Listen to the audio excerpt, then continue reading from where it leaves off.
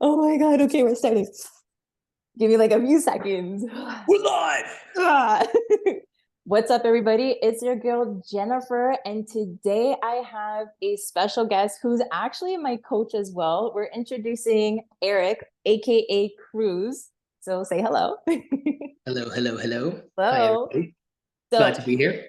yes, I'm so happy for him to join because in this episode here at We Are Kenami, we're actually going to be talking more about staying active, but also being guilt free throughout the whole winter and holiday season. So before we begin, do you want to give a little bit of background of yourself so that the speakers and listeners know who is Erik? Who's this Cruz, the coach? Like, who are you? Absolutely. So my name is Erik Cruz Osit, and a lot of people think that Cruz is just a nickname I gave myself, but it's actually my middle name. So I've been in the fitness industry for just under a decade now.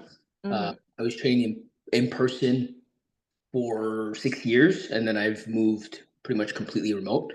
Um, I don't coach from a position of theory. I mean, I do, like, I do Hmm. believe in science and I follow science, Okay. but I like to experience anything that I'm ever going to put into one of my clients' protocols. So, in other words, like, I test them, myself before I ever tell anybody to do something. Hmm. I'm an avid believer that, we as coaches need to lead by example. And if we're not constantly pushing the envelope on our own personal fitness, health, and wellness, then how can we continue to provide value to our clients? Yes. And that's exactly what I tell like future trainers. It's if you're going to be a personal trainer, you have to also understand the difference between being a trainer but also a coach. Because a lot of people, if you are claiming to be a coach, you also have to think about like the whole aspect of that person's well-being.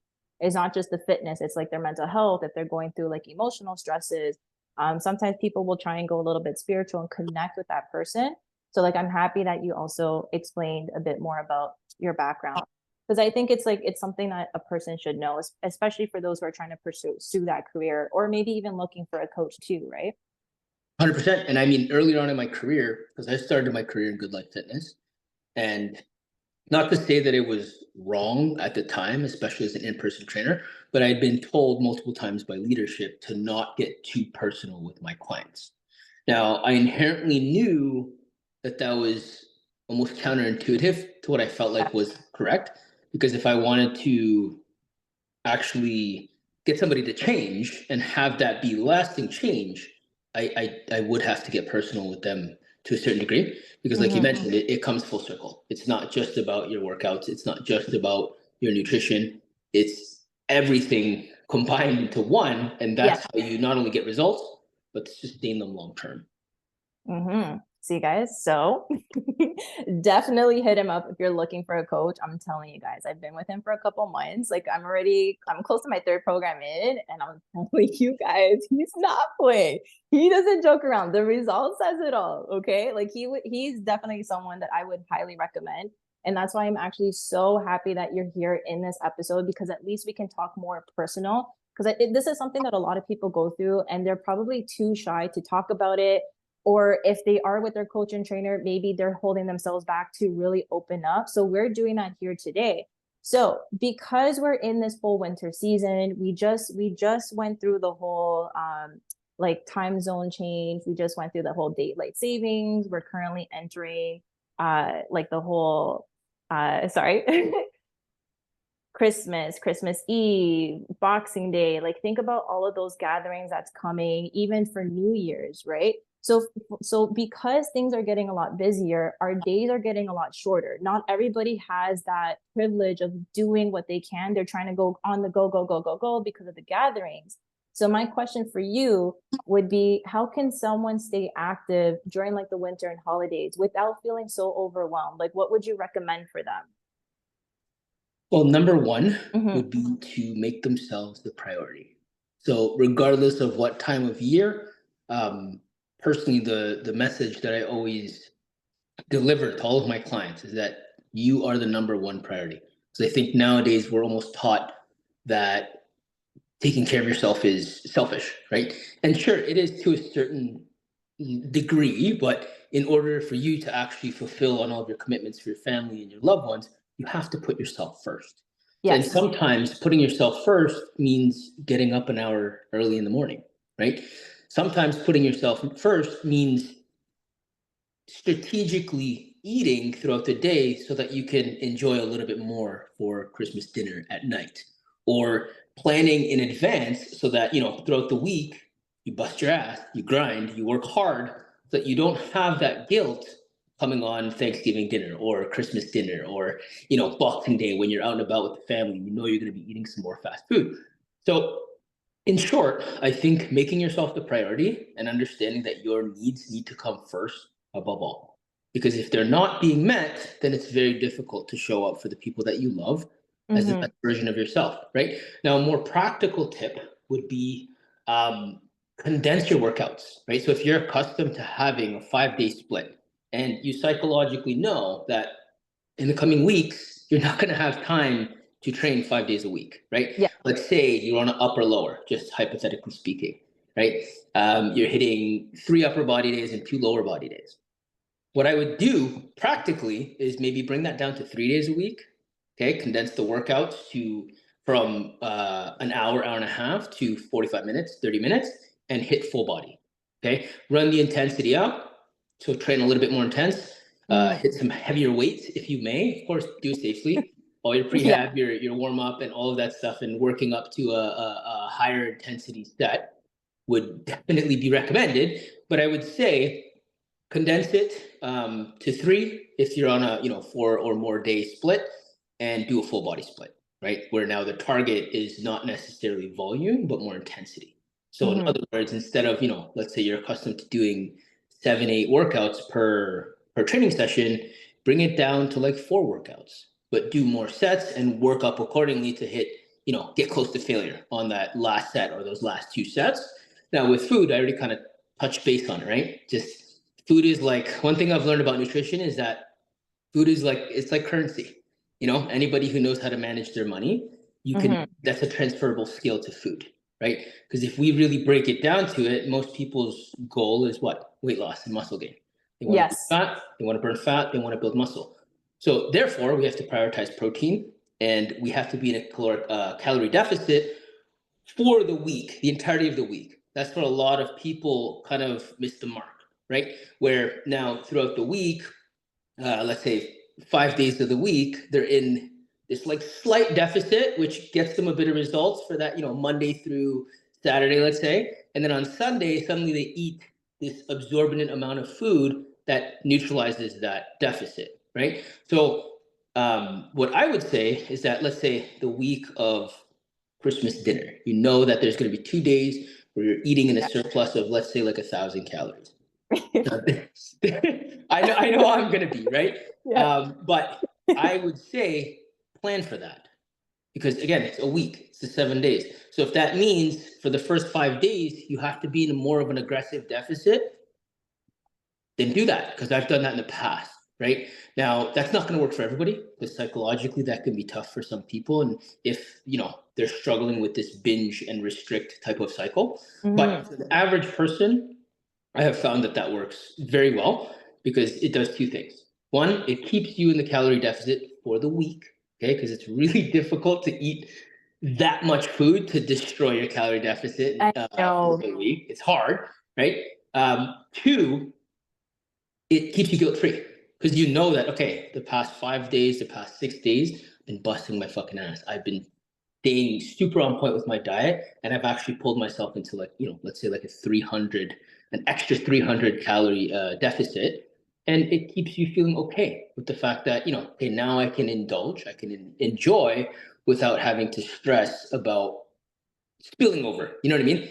And my last tip would be just prioritize protein. Whenever you're at the dinner table for family gatherings, Find that make sure protein. that the vast majority of your plate is protein. And I promise you that will stuff you, right? You'll feel full. If your plate looks like 60% turkey and then the rest is like stuffing in, That's you're like a not hint, guys. He's you're hinting gonna you. get Put that satiated. turkey in there. Yep, 100%. And That that turkey is in there. also a part of planning ahead, right? Because as soon as we've all been there, where you're lining up to fill up your plate and you're seeing the stuffing, you're seeing the pie and all those good carbs, right? Mm, But you also know that, okay, my proteins run a little bit low today, or I need to like satiate myself with something that I know is going to help me towards my goals. Yeah. No, I love it. I love it because I know for myself, and it's something that I've always told you, but I'm still lacking around my protein. So I love that little tip that you're giving for people. It's like, if you see that turkey, Load up on 16%, guys, come on.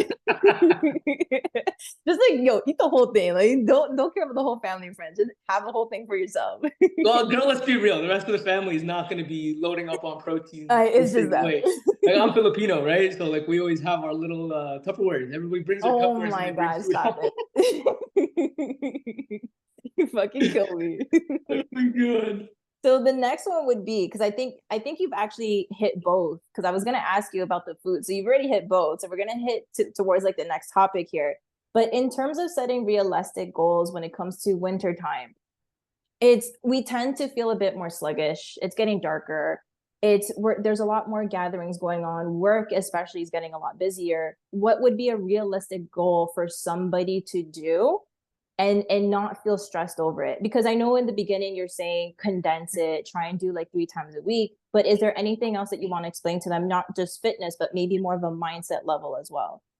Absolutely. So something that I always encourage everybody to do is that to not wait for New Year's. Do not wait for New Year's. Like Mm-hmm. in my head, whenever I'm working with somebody, even for myself personally, with my family, like with Kara, when we're setting goals, fitness goals specifically, we're trying to project at least a quarter ahead of the new year, meaning 3 months before the new year comes, right? So that puts us at what, December, November, October. So going into October, we're already strategically planning how do Mm-hmm. we ramp up the momentum going into the holiday season and into the new year, right? And you're right, I did touch base on this, but planning ahead, if you fail to plan, you plan to fail, right? So making sure that you're forecasting well in advance, like, okay, if I know that I'm on a weight loss journey, I'm on a fat loss journey, and I know that Christmas is 3 months ahead, if I Yes. get into that mode 3 months in advance, it's a lot easier for you to now let off the gas pedal a little bit during the holiday season where you do want to enjoy. Because, I hate to put it this way, but you've earned it, right? Whereas a lot of people will do the opposite. They'll just Because allow they themselves wait. to Yeah. spiral. Yeah. They'll Mm-hmm. wait. And then the holiday season comes and they're like, you know what? Fuck it. It's okay. I already messed up the rest of this year. I'm just going to mess up now. Right. And they go, and then what happens, right? It's the bandwagon of new year, new me, which leads me into my next point. Because now going into the new year, I'm a huge advocate for setting standards and not setting resolutions. Okay. Because resolutions will happen as a byproduct of you raising your standards. So if your standard for 2025 becomes, okay, I'm going to eat 80% whole foods the entire year. It's not like that is the standard. 80% of my overall consumption has to be whole foods, not highly processed foods. Naturally, right? Your resolutions will start to kick into place, right? You're going to make better choices. You're not Yeah. going to be going to the drive-through as much. You're not going to be Uber eating as much. You're not going to be indulging as much in as much garbage because you know inherently in your mind that you've set the standard of 80%, right? Because I find that the resolutions start to turn into goals, and Yes. goals, don't get me Def wrong, set goals too, but it's easy to falter on them, especially going into the new year when you haven't framed your mind to understand that no, this is a standard. This is a standard of living. Like this is just how I'm going to live for this entire year. Well, because it makes sense, because when we think of New Year's resolution, it's exactly what you're saying in terms of goals. Like people will just write a list, like I want to lose, let's just say 20 pounds this year, or I want to do this and that, but there's not really much of a how are you going to get there? Like what are the steps to get there? What's your weekly, whatever. It's just we just have a list that we're just going to check mark. And I find that the whole reason why a lot of people die down over time is because they feel discouraged. They're looking at it, they're like, oh, I'm not hitting it. It's whatever. I'll try again next year. So I really like that mentality of set the standard rather than just setting the goal. Like Yeah, I love it. I love it because I never even thought about it that way. I'll be very honest. I did it for a long time, Jen. I Yeah. did not for a long time. These breakthroughs, again, I've been in the industry for nearly a decade. I've been on my own personal fitness journey for over a decade, about 12 years now. And these breakthroughs didn't really happen until well over 50% of my own personal fitness journey. So I was like 6 years in when I kind of started having these aha moments of like, okay, setting standards, especially going into the new year, it's like you mentioned, right? It allows for you to actually put actionable steps in place for you to move towards the goals. And naturally, you're going to crush more goals when you raise your standards, right? When you raise your standard of living, when you raise your standard on the way that you show up for yourself and the way that you believe in yourself, you're going to hit goals. It's inevitable. Like you can't, they go hand in hand, but it's like you said, when we just put a list of goals or resolutions by, we crack off, let's say like 3 of them. There's like 5, 6, And there's 7, like 8. so many, yes. Yeah, and we crack 3 of them going into January because it's new me, new year status. But then once we get to like February, March, because we haven't hit X goal, you know what I mean? Because now life starts to die back down, the momentum's the Get motivation back into starts to like come down. that routine before that rush Yeah, and everything. exactly. And then suddenly, your goals or your resolutions become a thing of the past. Whereas if you tell yourself, no, no, this is the standard for the year. This is just going to be the standard for the year. It's so much easier to not overwhelm yourself and think of like get super hyper fixated on the goal. It's like, no, no, no. I know that that's the goal, but I'm gonna file that away because this is the standard. So as long as I can uphold and um, stick to the standard on a day-to-day basis and win the day every single day, then hit those goals. Love it. No, I fucking love it. That's fucking dope, man. Again, did not even think about it. I learned something today. Like I'm gonna tell everybody that, oh, you have New Year's resolution? Nah, man, where's your standards? Yeah, we're setting New Year's standards. That's what it is. And it's funny, like, because going into 2024, the standard that I set for myself was that I am going to stay uncomfortable for the entire year, which, speaking to some people about it, especially like, because I was technically still in the city, you know what I mean? Oh yeah, you had a whole transition. A huge transition, which, we could go into. I'm more than open to it. Guys, he had a whole journey, man. That's all I'm gonna say. A whole quest. When I set that standard, Jen, it really set the stage for everything that I've been able to achieve this year. The mindset shift that I've been able to get into, right? Now I'm in that mode. Like people see it. And it's noticeable. So for the listeners or even the viewers, I know you guys don't know Erik, aka Cruz, well enough, but he's been a longtime friend, I think more than 5 years now. Yeah. And the conversations that we've been having, like when we had the first phone call this year, completely different. Like it's the way that he talks, the way that he takes time to think before he's speaking. Even like words of encouragement. I would say not as aggressive, right? It's you more strategic. I'm more level-headed. Yes, it's very fucking different. Like this guy went through a whole journey this year, and it's very noticeable because it's doing you very, very well. So I appreciate that. That means a lot, Jen. For real, that means a lot, and I'm getting goosebumps thinking about it. you know as well as I do. As a hothead, I've always been a hothead. Yeah. Feeling like anger management has been a huge obstacle for me my entire life, right? And that's due to my own past traumas and things that I've had to overcome throughout my own life as a man.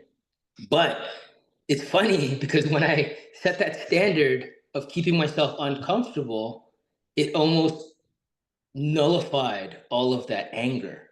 It showed me that, okay, you're going to deal with uncomfortable situations this entire year. That's just the standard, buddy. Like, there's no made that choice. Yeah, I made the choice. Like, hey, you made the decision to keep yourself uncomfortable. I'm sorry. Like, this is what you have to deal with. But it's almost as if when my mind registered that, it allowed me to channel all of that internal anger into positivity, right? And logic and thinking, like you said, thinking before I speak, because I've been known to really yes. And get really flustered and angry. And like, it's not to say that it wasn't even valid. Like a lot of, a lot of the arguments that I've made that I got fiery or spicy over were super valid and backed by data and facts. But the way, it's not about what you're saying, it's the way that you're delivering it. How you're saying it. Exactly. Yeah. Exactly. And now the intention's different because it's no longer about just trying to spew information and get other people to adopt my perspective or my point of view. It's more so trying to entice that change that I was talking about as being a coach, right? And that means almost being bilingual in a sense. You have to be able to match people's energy. You have to be able to read the room. You have to be able to read tonality, body language, and then calibrate all of that into your mind so that whatever words you're delivering to somebody or people, somebodies, are going to be impactful and actually entice some sort of change, or at least, entice them to think about their actions, think about the trajectory of their lives, right? Which I think is it's very important in 2024. We have to be able to have discourse amongst our peers, right? And other individuals. We have to, because in order for us to actually move forward and fix this crazy shit that we live in right now, we almost have to be able to agree to disagree, right? We got to make that shit a reality again, where, okay, I don't agree with you, right? Your viewpoints have made me think in a certain way and actually helped me to sculpt my own opinion. But it's okay. I'm not mad at you. Let's go for a beer. You know what I mean? It's fine. Yeah, But exactly. it just goes back to like what you're saying is it was just a standard. You made that decision, you knew about it, you were prepared for it. And it's the same thing for the listeners or even the viewers watching. It would be the same thing. Instead of setting a goal, set a standard, and you're going to be prepared for that. It's as much as a roller coaster as it can be, because nothing comes easy, especially when we're trying to hit a certain path, a certain milestone, whatever. Sometimes we're going to go through a little bit of obstacles, but you just have to physically, mentally prepare yourself and you'll be fine. And like it goes back to even writing like your little goals. Little goals. If you hit a little milestone, like a little obstacle or whatever, just write it back. Like how do I get back on track without saying, fuck it, like I'll just wait till next year again. Yeah, absolutely. An acknowledgement, right? Yes. That's a huge thing that even I don't want to say overcame this year, but something that I've really educated myself on, right? And being able to acknowledge and appreciate the way that I'm feeling, whether it's good or bad, right? And it stems from that setting that standard at the beginning of 2024, right? That I'm going to be uncomfortable. It forced me to look internally, right? Whenever I was experiencing hardship or any sort of like rise in a negative emotion, and I had to process it, right? Because I think a lot of people perceive me, especially if they see my social media, they think, "Whoa, this guy thinks he's a hard ass," and this and that. It's like, no. I like, if anything, I'm a very emotional being, and Jen will tell you this. Like, I'm a Pisces, right? I was born February 20th. Yeah, And guys. water sign, dude. I'm fucking emotional. Is that right? So as a byproduct though, I've had to learn to process my emotions, but I still choose logic over emotions. Yes. So if I'm feeling a certain way and I know that I've set a certain standard and I'm aiming towards certain goals, I process those emotions, those feelings of doubt, fear, whatever it is. I accept it for what it is, and I still take action. I still do whatever the fuck I need to do to win that given day. Love it. No, I love it. So continuing on then, for like the next topic. Sorry guys, if you see me looking down, I'm looking at my notes as we're going. So now it's like more of balancing, because since we're going through a lot of holiday gatherings, people's schedules can get a lot more jammed up. It's between work and trying to be with friends and then seeing family, or maybe they're the ones even hosting, doing the last minute Christmas shopping. Think of all like that chaos that goes on during the Christmas, right? So how can they balance that? And by doing that, is there any tips that you would give them when it comes to balancing between meals, active lifestyle? Because I know there's people that either they're trying to meal prep and can't anymore. They want to get a workout in and they can't anymore. Like, what would you suggest? And it might be a bit repetitive from the beginning, but perhaps there's Well, something that. it's okay, because if there's anything I've learned in my 9 years of coaching people and training people, it's that repetition is how you actually get things across to people.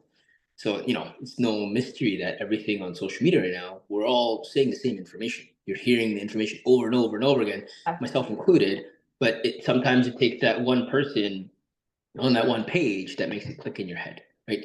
But to answer your question, I would say that, again, planning ahead, making sure that you're projecting well in advance and having a strategy in place Okay. to ensure that when chaos ensues, you can keep the peace of mind knowing you're still sticking to the plan, right? And not overshooting it, if you may, right? Like we have goals, like you said, we have things that we're trying to achieve with our physiques, with our health, with our wellness, but looking at far enough in advance will give you the peace of mind to know that, okay, I can strategize for this. And even if it means pulling back and letting off of the gas pedal for a little bit, but still doing the things that you say you're going to do, that's fine. That's progress in my mind, right?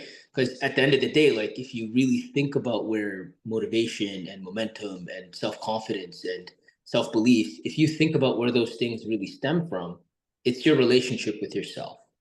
So if you're telling yourself, oh, I'm going to do cardio every single day, I'm going to do, my 6 workouts, I'm going to meal prep, I'm going to do this, I'm going to do that, and then you falter on it, you're no longer in congruence with the two voices in your head are no longer in congruence. They're not working together. They're working against each other.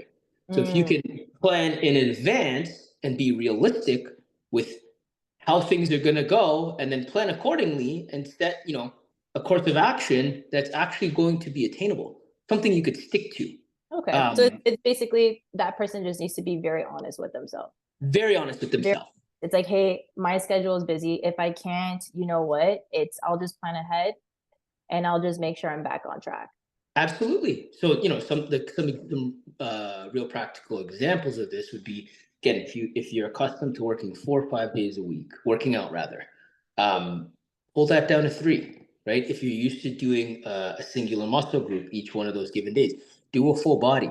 If you average now, let's say 5,000 steps, because this is like on the flip side of knowing that you're going to get busy, right? Yeah. Let's say you average 5,000 to 6,000 steps a day, and that's been working well for you. But knowing that going into the holiday season, you're not going to be able to work out as much. Your diet might not be as consistent, right? And get more steps in, because that's something that's feasible. Yeah. If you know that you're going to be out and about, seeing family, shopping, this, that, like, yes, it's feasible for you to get 8,000 steps, right? It's feasible for you to get 10,000 steps.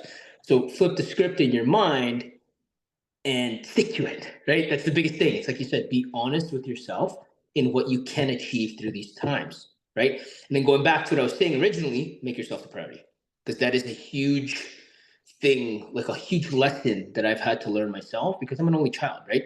I grew up leaning on my friend groups almost as my brothers and my sisters, which is not a bad thing. I still do that to this day, but as a byproduct, I almost became not okay with being alone. It's very difficult for me to sit alone in silence, right? And I'm grateful for that, because it's taught me that I have to be the priority. I have to be okay with sitting in a room, being bored, and just being in my thoughts.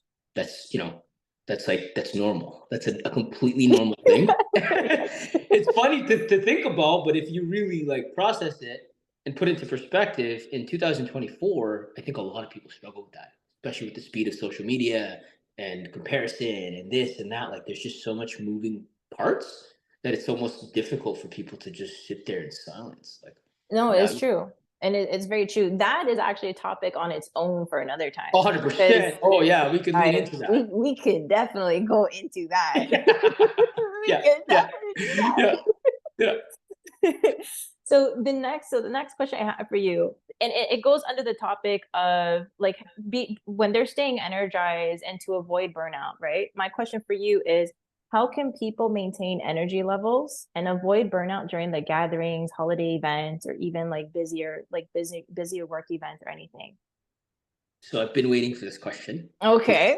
Since perhaps 2 the days question ago was not good enough, but no, this one was good. Okay, because I was driving into the city the other day at a meeting, and I listened to a podcast. It was with I think it was Andrew Huberman. I have to look it up. I don't remember, but it was actually one of the topics of discussion was burnout. And I thought of reading all of like the type up of like what we're gonna go over on the podcast. Yes. And something that they said was very profound to me. So burnout happens when expectations are high and control is low. Okay.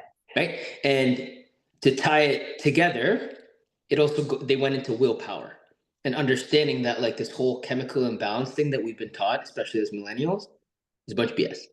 So willpower is infinite. You can have as much willpower as you humanly want to conjure up, but you have to know how to cultivate it, right?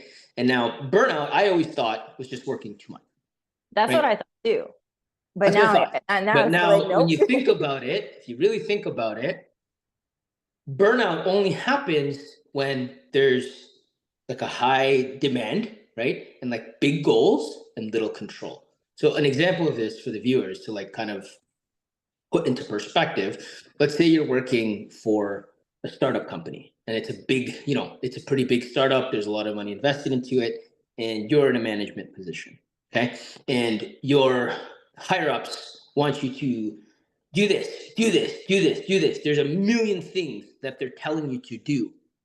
But then on the back end, they're only giving you this much control because they want to micromanage you. They want, they want their say in things. They want to be in the front lines without being in the front lines.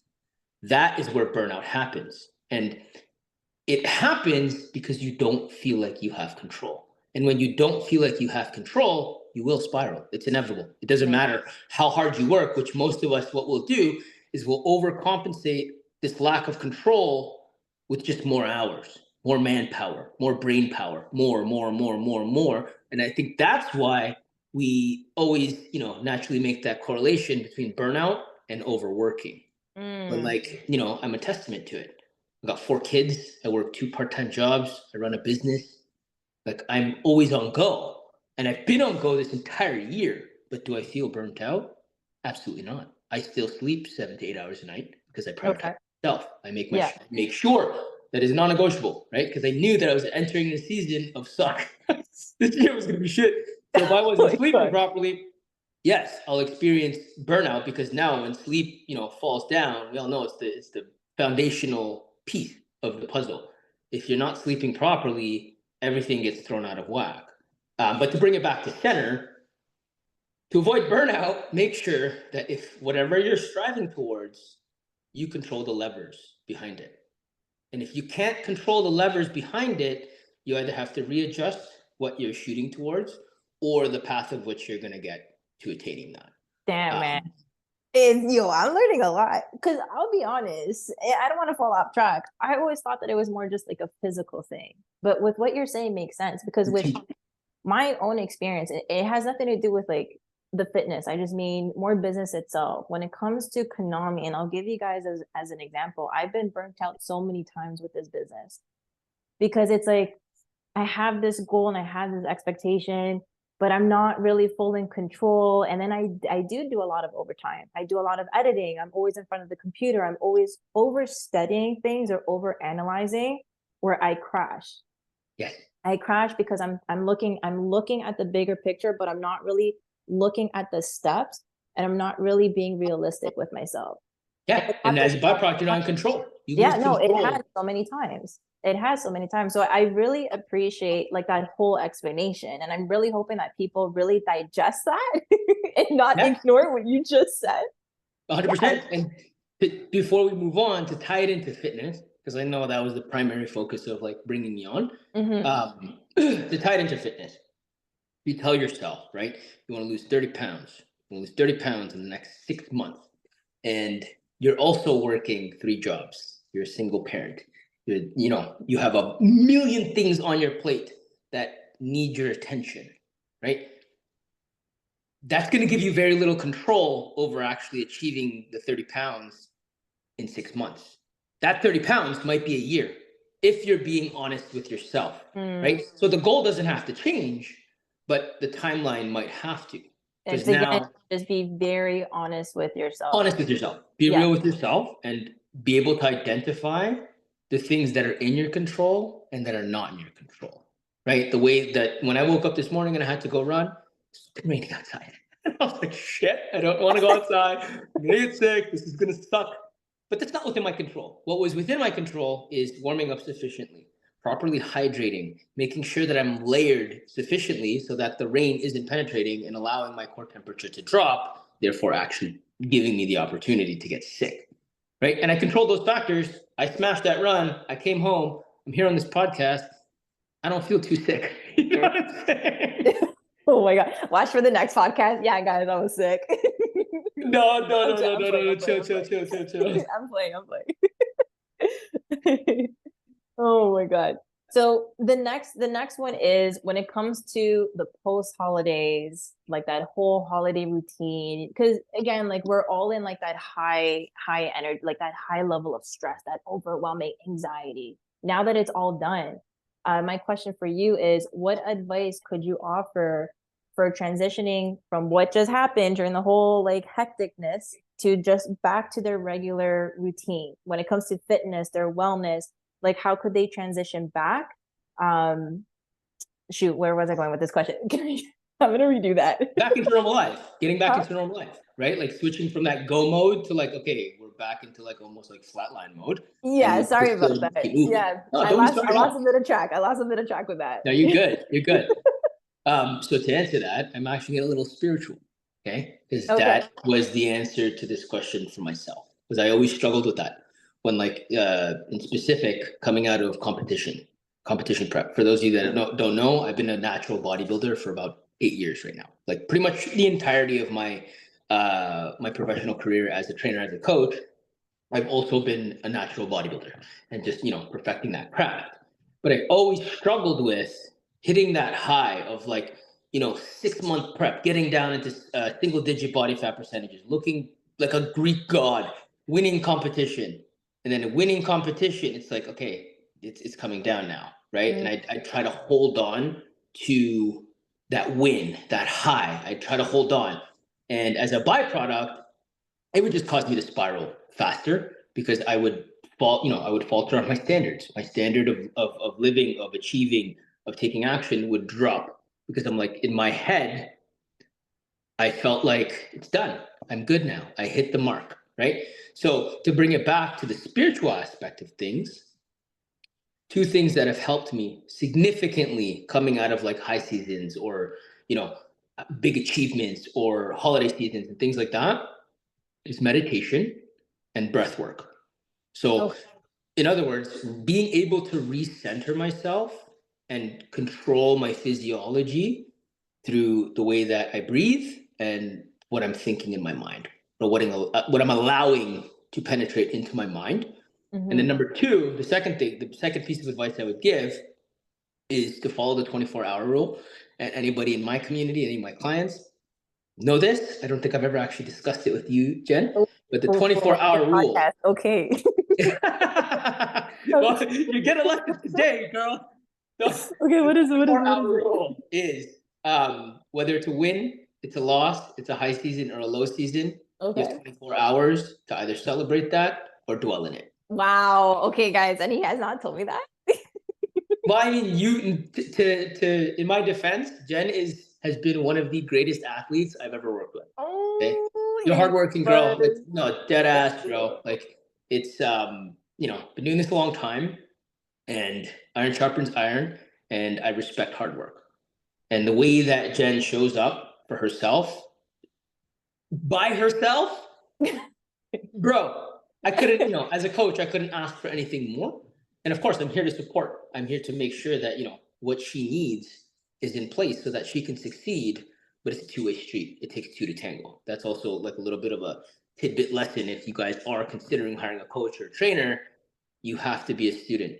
If you're not open to being a student and communicating and collaborating with that trainer, don't even bother. Yeah, you're Right? not Because I've ready. worked with a lot of people who are just Not hardhead man. They come and it's just this constantly this. And it's like, okay, like, do I just refund your money now or like, good? like But, ready.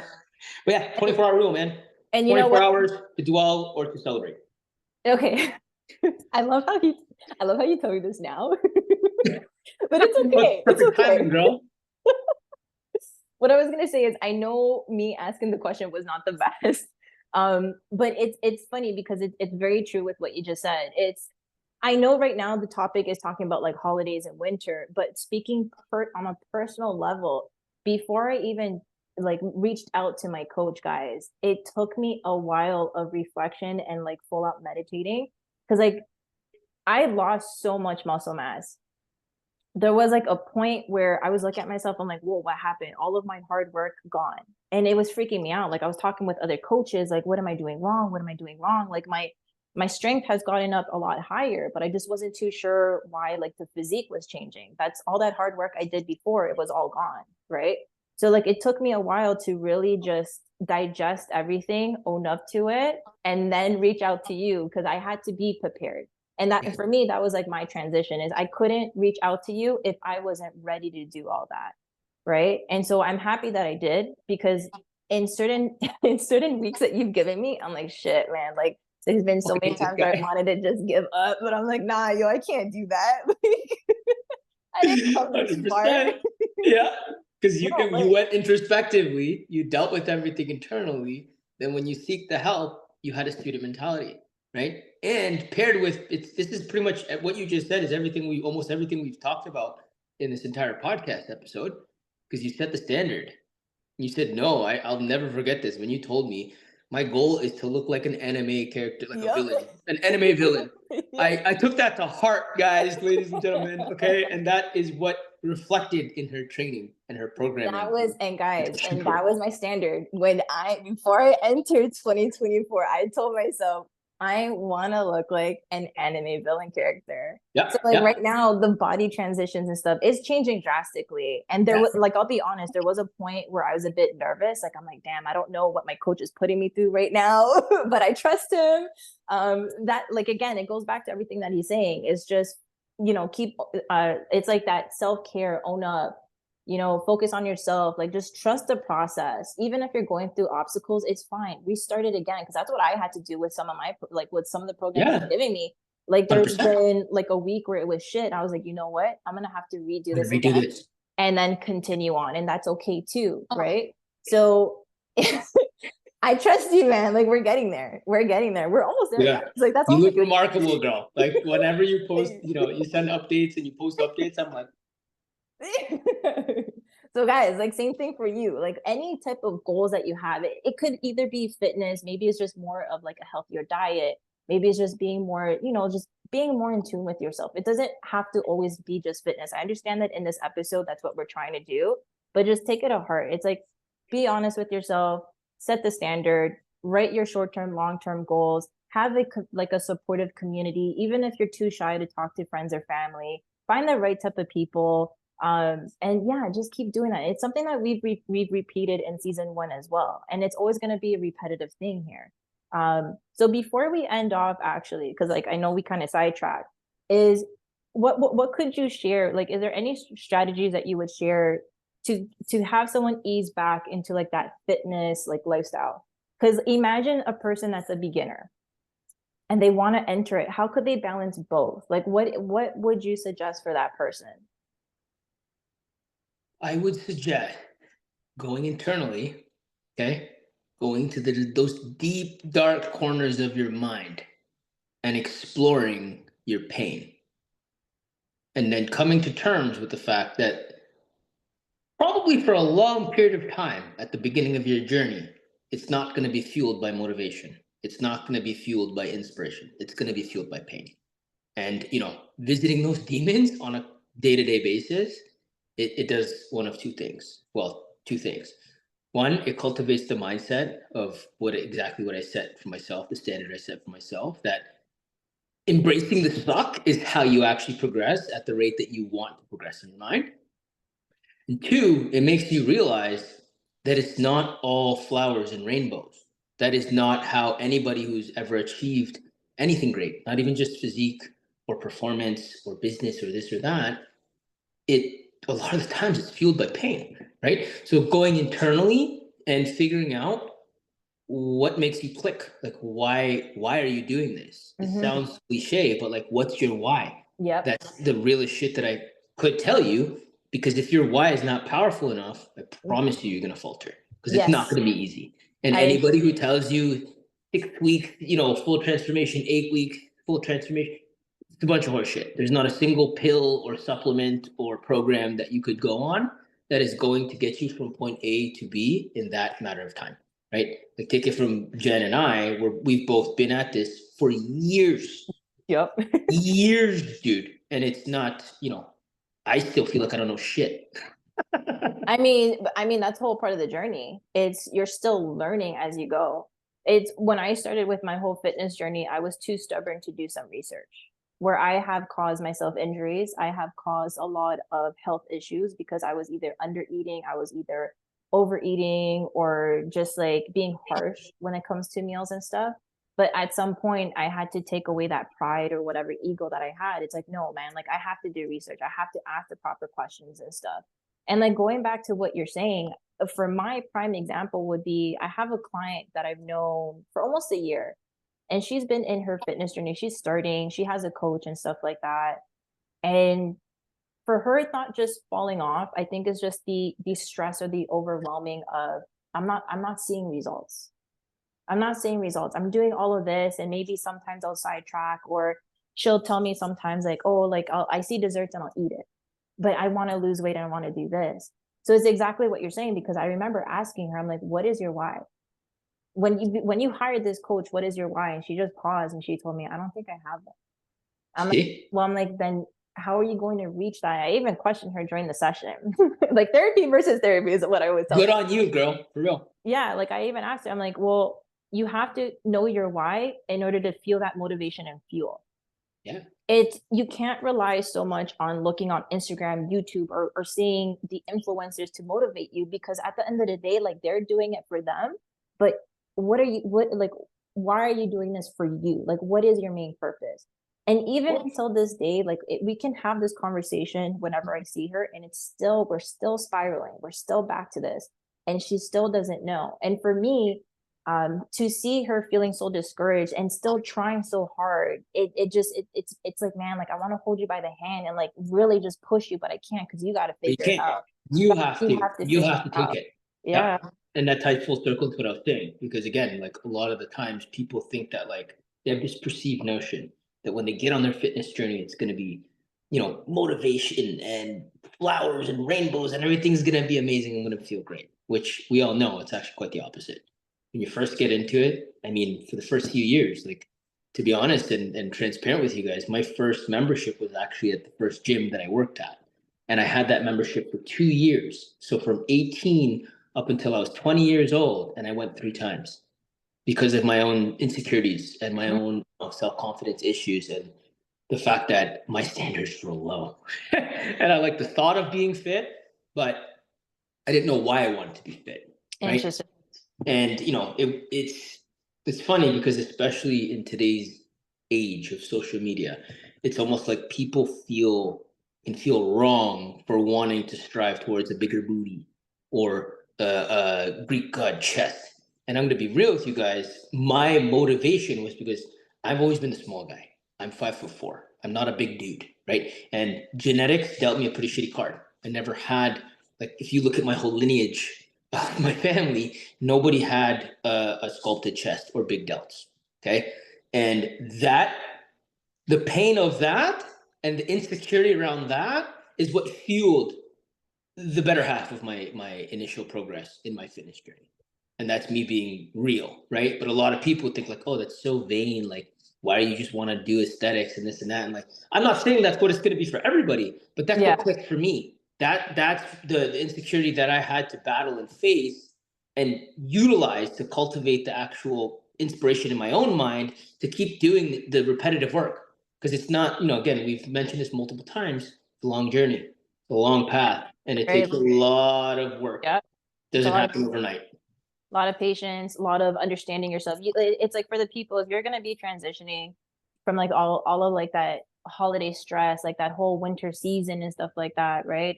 You really got to be very truthful with yourself, mentally, spiritually, emotionally, physically as well. Like Absolutely. you really got to understand, like when you're into this journey, you have to be in tune. You don't just do it just to do it, because this is where injuries come in. This is where the burnouts come in. This is where a lot of the obstacles you're going to face. So once the moment that you're very in tune, it can get a little bit easier, or maybe not. You never know. You never know what. At least you have the confidence in yourself. You have Exactly. this because Exactly. you know why you're doing things. Mhm. You tend to do things with intention, right? Yes. I think that's one of the things that is lacking in today's society, being intentional, right? And we could, sit here and talk about why the intentions of people are at an all-time low, if you may. But it's just, Let's just call a spade a spade. People need to be more intentional. And sometimes that means hurting their own feelings, right? And being honest with themselves in like what that insecurity is in their mind, in the deep dark corners of their mind, that's going to make them tick, and give them the actual battery and the fuel to push forward and do the actionable steps on a day-to-day basis to get to that said goal, and not allow anybody to tell them that this is wrong or you should be striving towards this or maybe focus on this. It's like, no. This is what I want. This is what I'm dealing with, right? It's like what we were talking about with burnout. Big goal, I'm in control. That's it. We move forward. No, I love it. So with everything that we talked about, is there something that I'm missing? It's something that you would want to add on before we end the episode? Oh, this was deep, girl. We went deep on this one. And We I'm looking did. forward to being on again. Yo, if anybody wants another episode, man, we can definitely tackle. Yo, listen, we have a lot to talk about. That's all I'm gonna say. We do. And you know me, I'll talk forever. It's actually a personal goal of mine to get to the point where like I could just do more speaking engagements, like week to week, day to day. So public speaking, podcast, things like that, because I have a lot to share, right? And I think at this point in my life, I do have a substantial amount of experience to back it. It's not just, again, going back to the start of this. So he's ready, guys. Ready to share more. We're going to be seeing more of Erik very soon. Yeah. So then, before we end, do you want to give some type of motivation for anybody that's listening or watching right now? Embrace the suck. That's it. That's how we end the fucking episode right there. Embrace the suck. Be open to pain, because pain is your best friend. Okay, it's not, and that's not just physical pain. That's mental pain. You have to be able to actually face that and process it, right? And not allow it to consume you. Instead, fuel you. Okay, and that's it, guys. Thank you so much for joining. Oh my god. Well, everybody, thank you for listening or watching. We're going to end this episode, but stay tuned. We're actually going to do another one with Erik very, very soon. I'm just not going to tell you when. Enjoy the rest of your day, everybody.